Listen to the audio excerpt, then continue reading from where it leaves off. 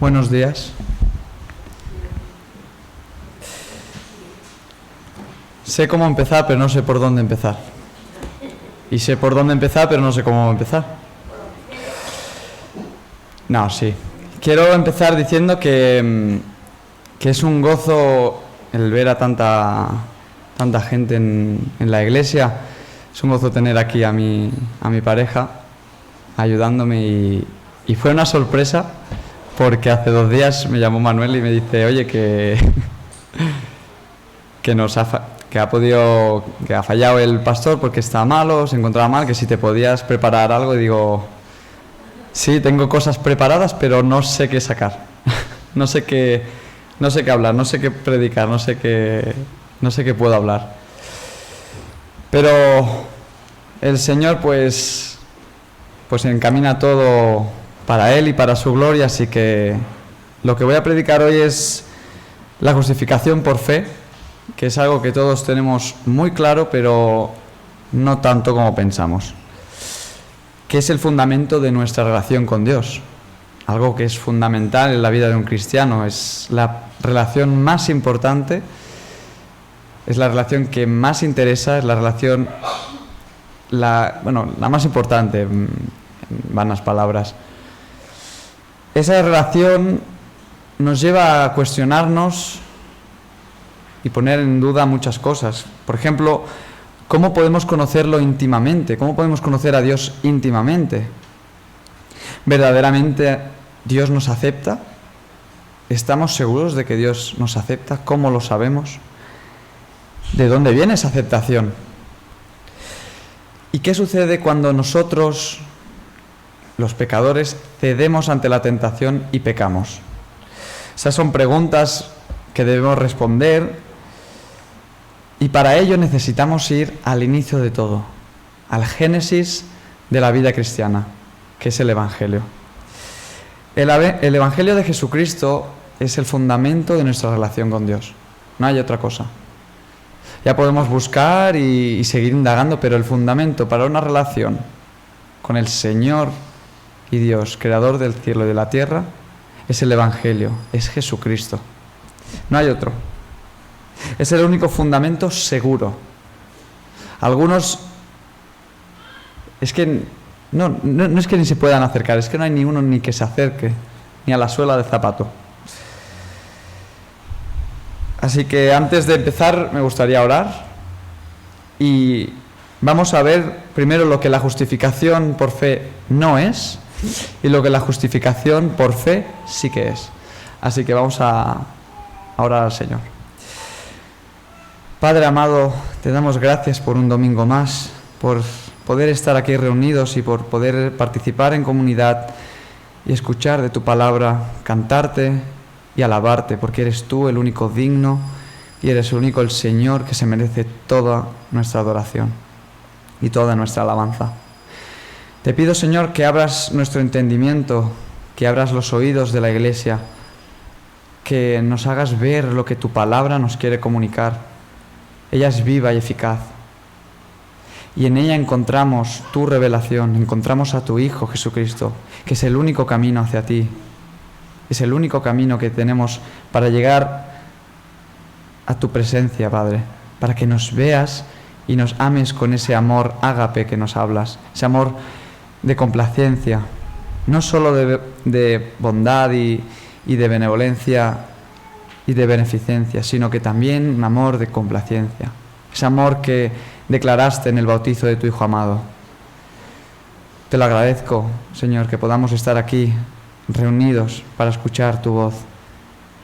Te lo agradezco en el nombre de Cristo Jesús. Amén. Vale, quiero poner 2 puntos cruciales en lo que la justificación por fe no es. Vamos a empezar por lo que no es y luego vemos lo que sí que es. La justificación por fe no es por obras. Eso es muy claro, sí. Pero luego veremos más en detalle. La justificación por fe no es un simple perdón. También veremos por qué no es un simple perdón. Empezaremos por no es por obras. El filósofo Aristóteles decía que la gente podía llegar a ser buena, a llegar a ser justa, de algún modo, mediante la práctica. O sea, íbamos caminando y íbamos siendo buenos. Poco a poco íbamos construyendo, mediante la práctica. No es de extrañar que en los días de Jesús, un movimiento parecido era el de los fariseos, que creían que para agradar a Dios, para ser aceptos ante Dios, tenían que hacer obras acorde con lo que les decía la ley, obras de acuerdo a lo que la ley les mandaba que debían y tenían que hacer, porque si no, no podían agradar a Dios. Y si no lo hacían, estaban fuera, eliminados, fuera de juego. Así que la filosofía que tenía Aristóteles, que era griego, no se alejaba del pensamiento que tenían los fariseos en Jerusalén.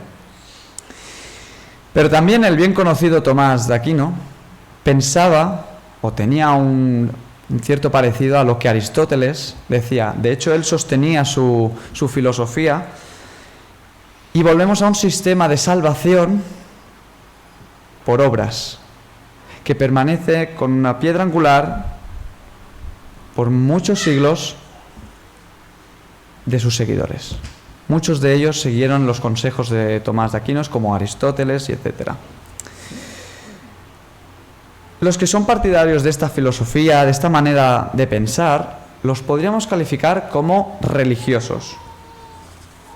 Una vida religiosa aquí podemos definirla como un intento para alcanzar a Dios. Sin embargo, el Evangelio es algo totalmente diferente.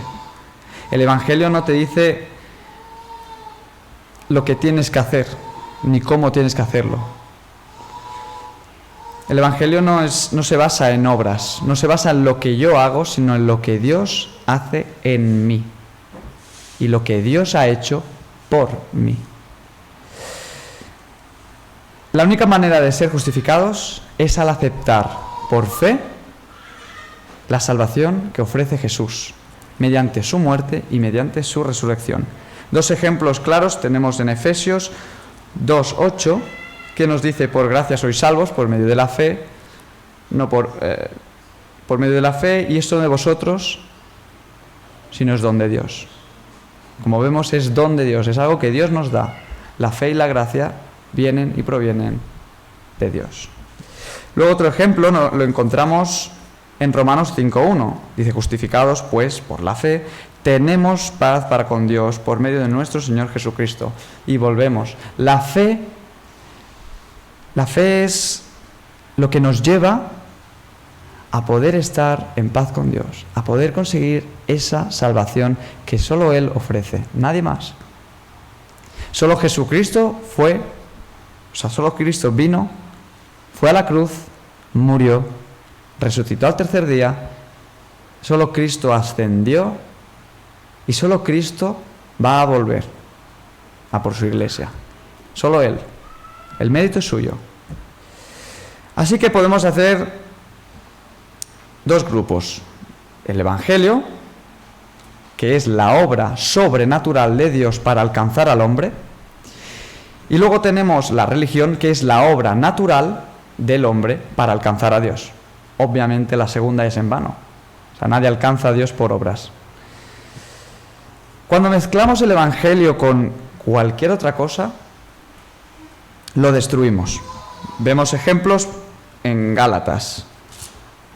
Gálatas 1, del 6 al 8, nos dice, Pablo les dice a los Gálatas que en aquel tiempo muchos de los judíos, pues volvían, los que habían sido convertidos, volvían a la ley, volvían a querer ser justificados y ser salvos por medio de las obras, por medio de la ley. Jesús les exhorta y dice: estoy maravillado, sorprendido, de que tan pronto os hayáis alejado del que os llamó por la gracia de Cristo, para seguir un evangelio diferente.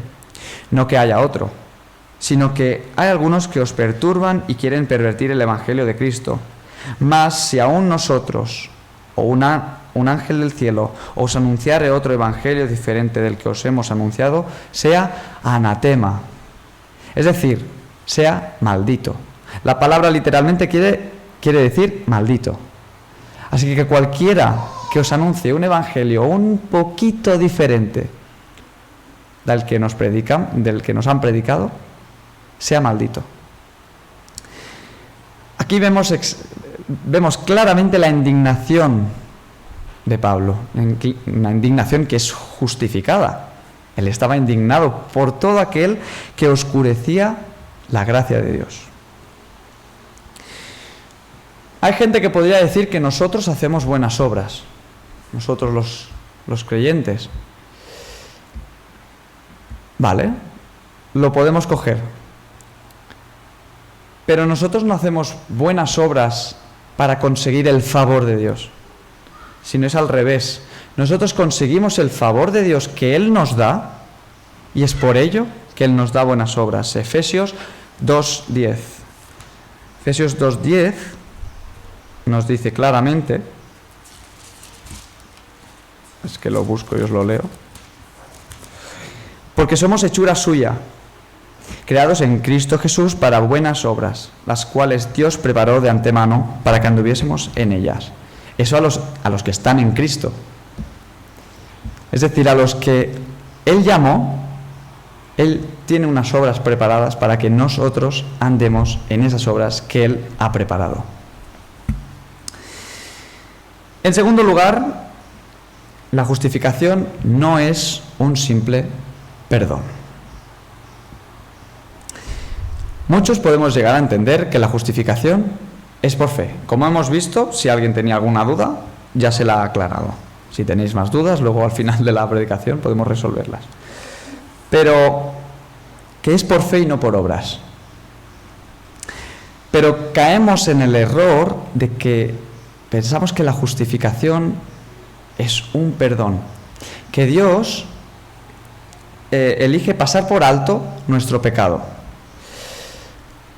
Cuidado, ese pecado necesita un precio. Ese pecado necesita ser pagado. La paga del pecado es muerte. Mas la dádiva de Dios es vida eterna. Y eso es lo que Dios nos da. Así que Dios no puede simplemente ignorar ese pecado. Dios no lo puede ignorar. ¿Por qué? Simplemente porque su santidad, como Él es santo, se lo impide. Como Él es justo, impide la posibilidad de pasar por alto, pasar desapercibido ese pecado. Decir, bueno, no lo miro, no.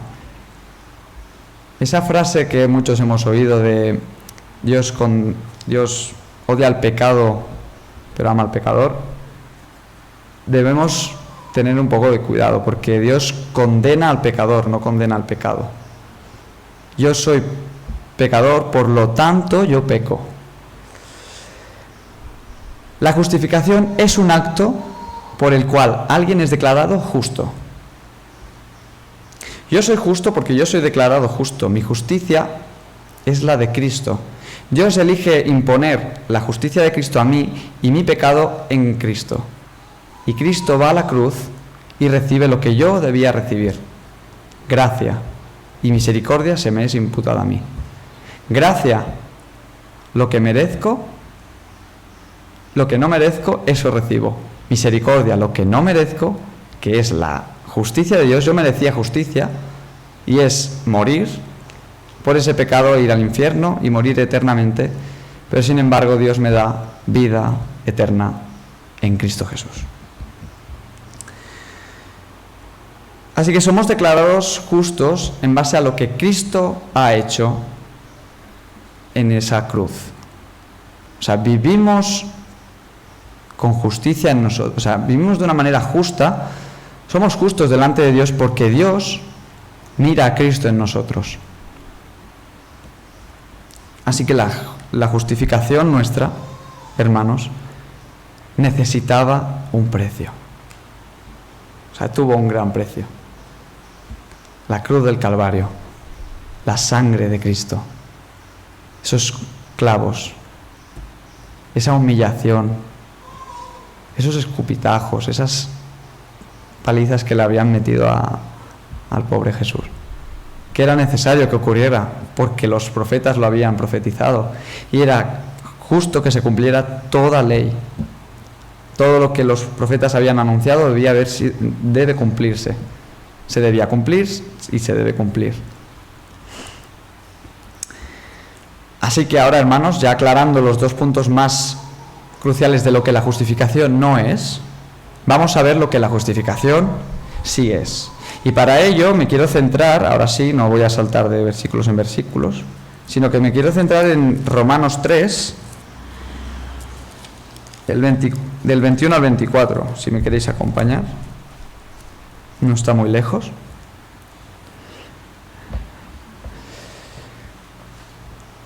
Dice: pero ahora, aparte de la ley, se ha manifestado la justicia de Dios, testificada por la ley y por los profetas, como ya os he anunciado. La justicia de Dios por medio de la fe en Jesucristo, para todos los que creen en Él, porque no hay diferencia, por cuanto todos pecaron y están destituidos de la gloria de Dios, siendo justificados gratuitamente por su gracia, mediante la redención que es en Cristo Jesús. Vamos por partes. En el primer versículo nos dice que aparte de la ley. Como ya hemos dicho, la justicia de Dios no es en base a lo que nosotros hacemos, o sea, no es en base a las obras que hacemos por medio de la ley, sino los fariseos serían llamados justos. Y Jesús vino a denunciar sobre todo la hipocresía que tenían los fariseos en aquel tiempo. Pero entonces, si no es por obras, ¿pero por qué no? Los fariseos entonces podrían decir: ¿pero qué no? ¿Por qué no?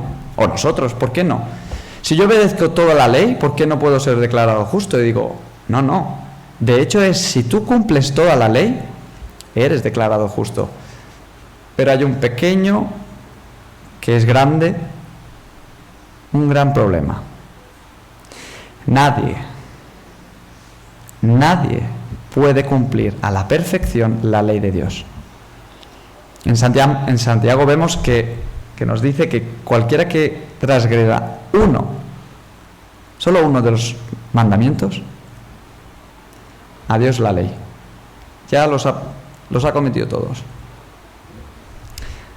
Así que como nosotros no podemos cumplir toda la ley, es imposible para nosotros, somos incapaces.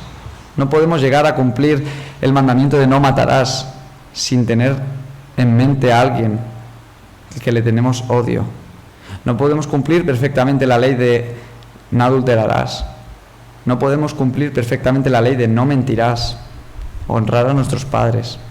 Podemos tener 4 puntos bien y 2 mal, pero es que tengamos los puntos que tengamos, si no la cumplimos toda la ley, que es lo que Dios requiere para que alguien sea justo, si no la cumplimos al completo, nadie es justo. Nadie. Ya puedes decir: no, sí, pero yo hago los 5 primeros bien. ¿Y los otros 5? Ya no se trata de cumplirla entera o no. Hay que aceptar que no podemos. Sigue diciendo que un Dios justo se ha manifestado. Esa justicia de Dios expresa su pureza perfecta.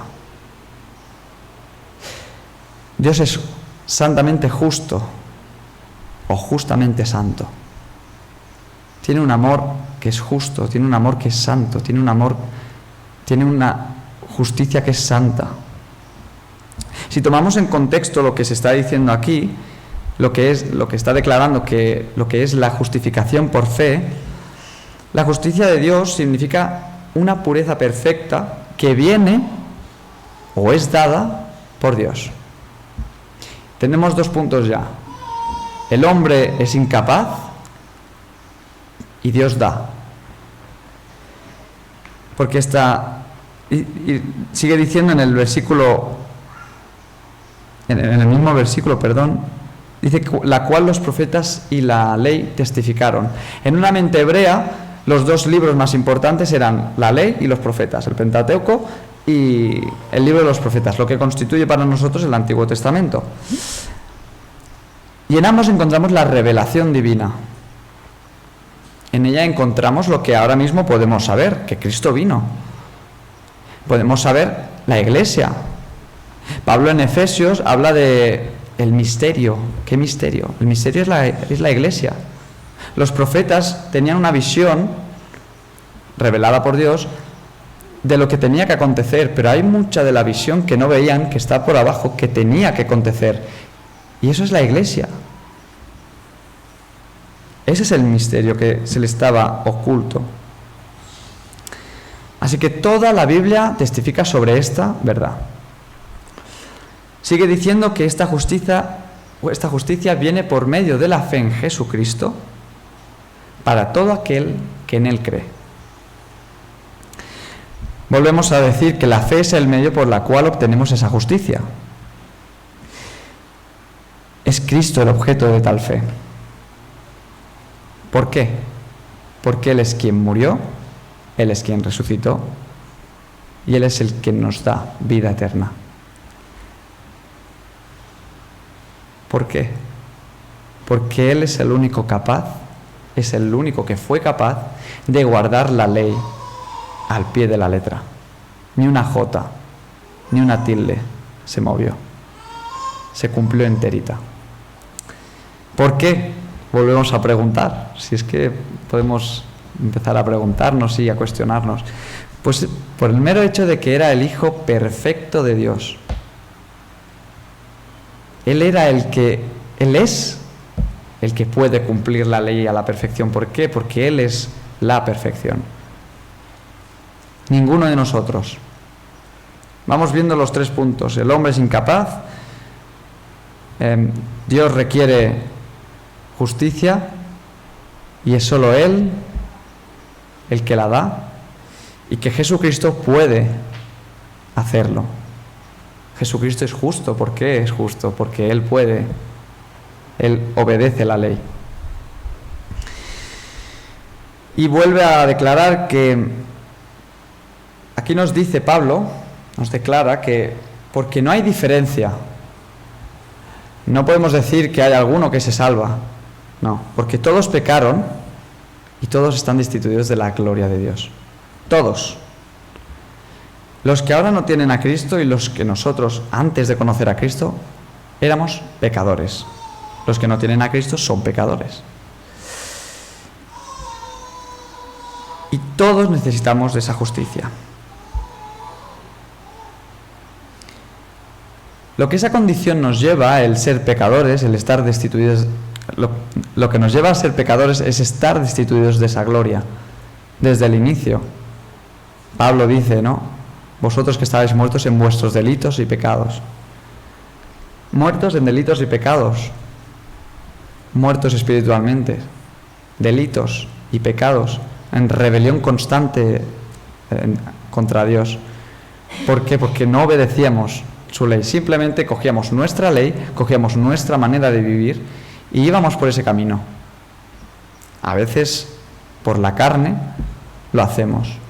Cedemos a una tentación, tenemos un pensamiento malo y en vez de negar ese pensamiento lo cedemos, porque todavía estamos en este mundo corrompido, y este cuerpo de carne sigue queriendo pecar.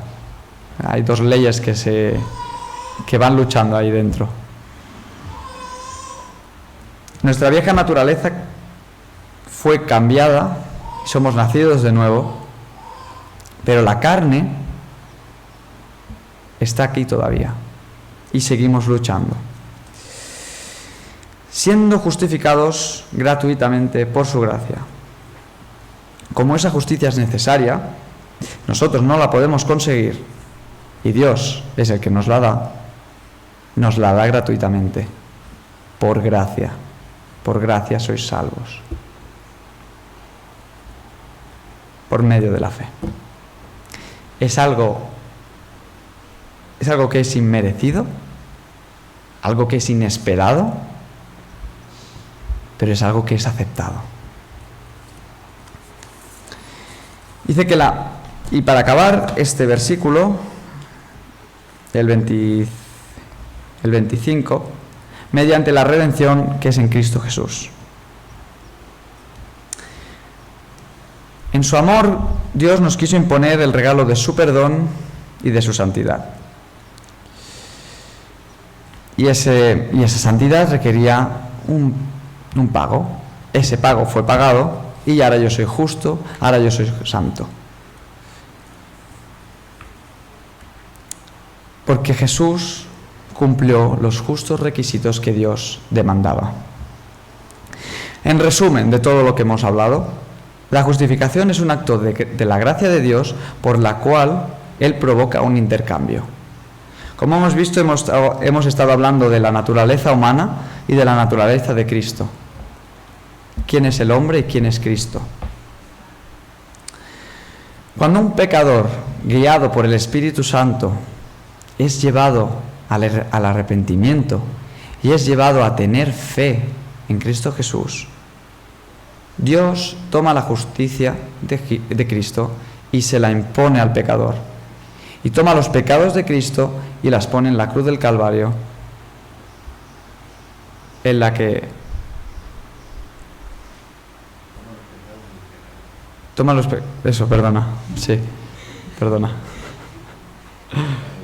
toma los pecados del pecador,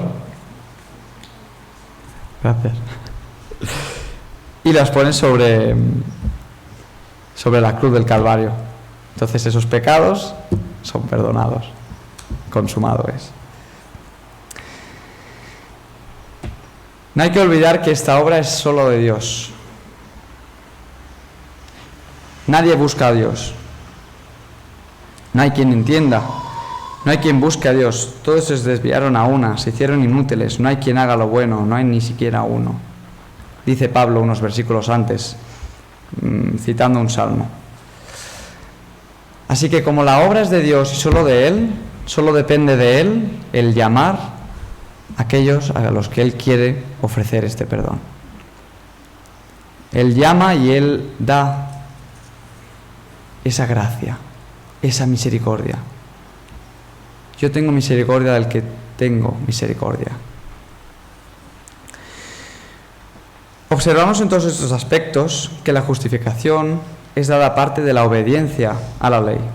Es dada por fe en Cristo, dada por gracia a los pecadores que Dios llama y que ha sido pagada por la redención en Cristo. Y el hombre no tiene nada que hacer. Martín Lutero lo resumía como una justicia pasiva. Dado que nosotros no tenemos participación ninguna, simplemente la aceptamos,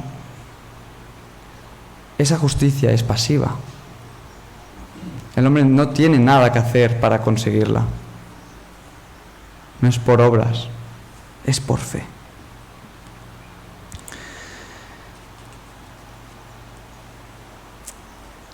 Es aquí donde encontramos una gran dificultad. Debido a que la justificación por fe nos muestra el grado de nuestra pecaminosidad y nuestra necesidad infinita de gracia, para ser justos hay que mirar hacia afuera. No hay nada bueno en el ser humano, nacidos en delitos y pecados, muertos espiritualmente. En nosotros no hay nada. Así que lo único que podemos hacer es pedir misericordia y pedir arrepentimiento. Ya cuando lo pides, ya es que Dios está haciendo algo dentro de ti. No podemos tomar crédito de lo que Dios ha hecho. No podemos tomar crédito de lo que Dios hace. ¿Cómo podemos pensar que somos dignos por nosotros mismos, de tener paz con Dios? De un Dios perfectamente santo y justo. ¿Cómo podemos pensar eso? ¿Cómo podemos ni siquiera imaginarlo?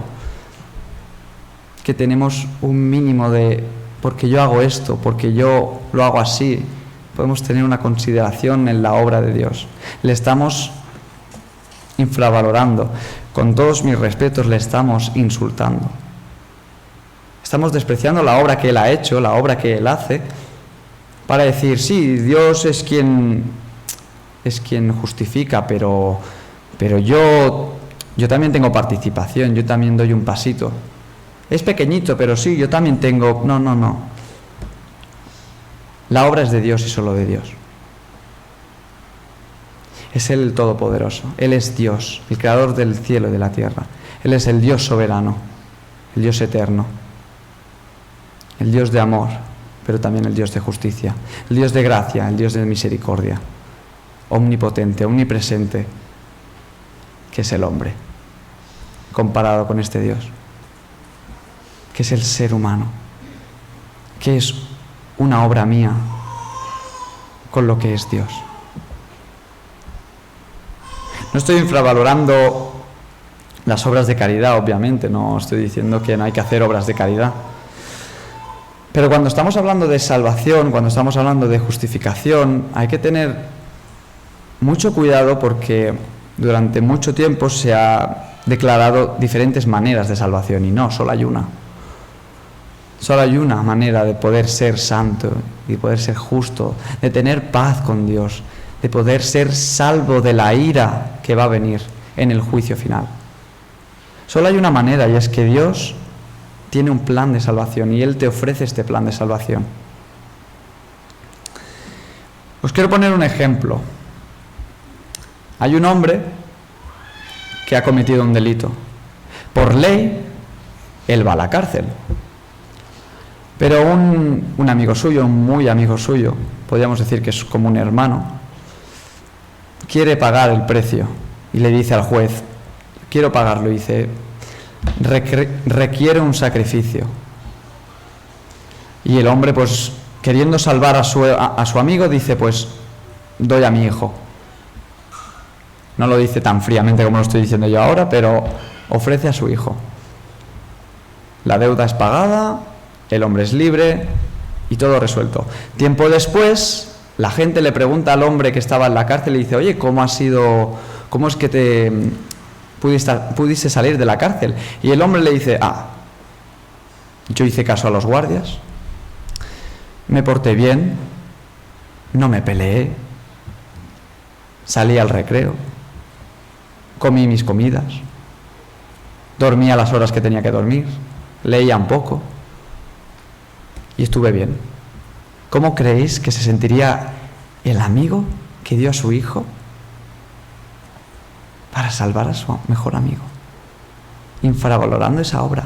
Así se siente Dios, o así puede llegar a sentirse Dios, cuando nosotros declaramos que no, yo he ido a la iglesia 4 veces y por ello pues soy salvo. O he ayudado a mi madre a llevar la compra de casa y por eso pues Dios me ve y me ve con buenos ojos. ¿Cómo creéis que Dios dice, qué estás diciendo? Mi obra es perfecta y mi obra es mía. La salvación es mía y yo te la doy a ti.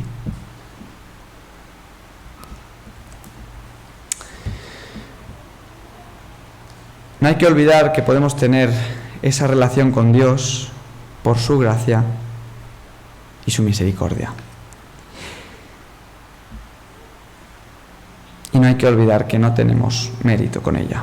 Debemos confiar en Dios completamente. Aquellos que viven en un marco religioso piensan que su justicia es por obras. Constituyen una relación con Dios en base a lo que ellos obedecen. Es decir, si yo me porto de cierta manera, Dios me ve bien o me ve mal. Pero esto, al cabo del tiempo, crea una crisis. ¿Por qué? Primero, porque hay un momento en el que ellos concluyen que no son tan malos, cauterizando la conciencia. Y luego hay una en la que ellos dicen que si hago algo bueno, Dios pasa por alto ese pecado, comprometiendo la verdadera justicia de Dios. Cometemos un error crítico cuando cambiamos la base de nuestra confianza en la salvación por otra cosa más que la obra de Cristo en la cruz. por nuestro desempeño en la obediencia.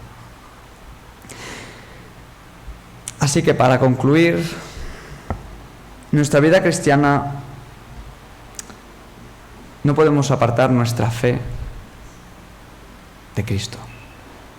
Es constante. Tiene que ser constante. Y no olvidarlo, no pasar por alto. La justificación por fe debe permanecer como el fundamento de nuestra relación con Dios. El Evangelio es la única esperanza. Constituir una vida en esa justificación por fe debe liberarnos de vivir una vida para servir a Dios. Cuando yo vivo con esa tranquilidad, sabiendo los fundamentos de la palabra y de la revelación divina y de lo que nos dicen los evangelios y lo que nos dice Jesús, eso me lleva a servir de una manera tranquila, sabiendo que Jesús sabe que me puedo equivocar, que hasta que no esté con Él no seré del todo perfecto, que hasta que no esté con Él no podré hacer nada al 100% bueno. No porque no obedezcamos a Dios perfectamente, sino porque tenemos la confianza de que nuestra relación con Dios está constituida en base a lo que Cristo hizo. Hemos sido salvados por la gracia y vivimos por la gracia. Una de las 5 solas de Martín Lutero era sola gratia. Solo gracia. Y solo a Dios gloria, como sola escritura, como solo fe y como solo Cristo.